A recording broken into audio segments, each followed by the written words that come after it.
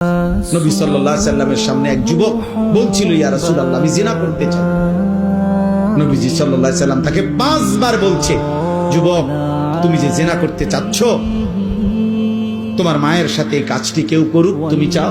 যুবক বলছে না। তোমার বোনের সাথে এই কাজটি কেউ করুক, তুমি চাও? যুবক বলছে না।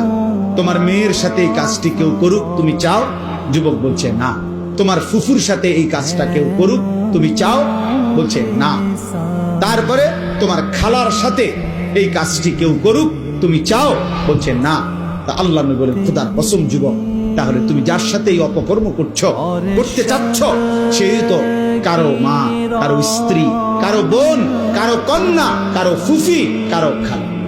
যুবক বলছে, ইয়া রাসূলুল্লাহ, এই কথাটা আমার এতটা দিলে লাগছে যে আল্লাহর কসম নবী, আমি আর কোনোদিন এই গুনাহ করব না। নবীজি তখন তাকে কাছে ডাইকা বুকে হাত দিয়ে আল্লাহর নবী বলছে, 3টা দোয়া করছে ওই যুবকের জন্য। আজকে আমরাও তোমাদের জন্য এই দোয়া করলাম। আল্লাহর নবী দোয়া করছে, আল্লাহুম্মা গফির যামবাহু, আল্লাহ এই যুবকের গুনাহ মাফ করে দেন।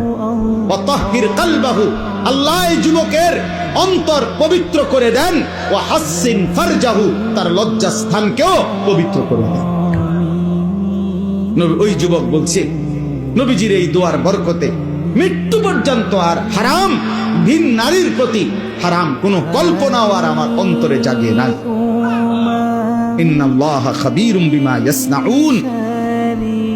আল্লাহ তাআলা বলেন, বান্দা মনে রেখো, তোমরা যে যা করছো, ঘুরাইয়া পেছাইয়া, কৌশল করে, বুদ্ধি করে, লুকাইয়া, গোপনে, সংগোপনে, রাতে দিনে, একাকী, সাতবক জমিনের নিচে, কিংবা পাহাড়ের গহীন অন্ধকারে, অথবা জঙ্গলের গুহাতে, যেখানেই হোক সেটা, আল্লাহ বলেন ইন্নাল্লাহা খাবীর, আল্লাহ কিন্তু খবর রাখে, আল্লাহ খবর রাখে, আল্লাহ খবর রাখে, আল্লাহ খবর, আল্লাহ খবর রাখে। আল্লাহ থেকে আড়াল করা যাবে কি ভাই? আল্লাহ থেকে আড়াল। ইয়ালামু খাইনাতাল আয়ুন ওয়া মা তুখফিস সুদূর। আল্লাহ বলছে, তোমাদের চোখের খেয়ানত, চোখের গুনাহ আল্লাহ জানে, অন্তরে যে গুনাহগুলো লুকিয়ে রেখেছো তাও আল্লাহ জানে। আল্লাহ বলছে, ইন্নাস সামআ ওয়াল বাসারা ওয়াল ফুআদা কুল্লু উলাইকা কানা আনহু মাসউলা।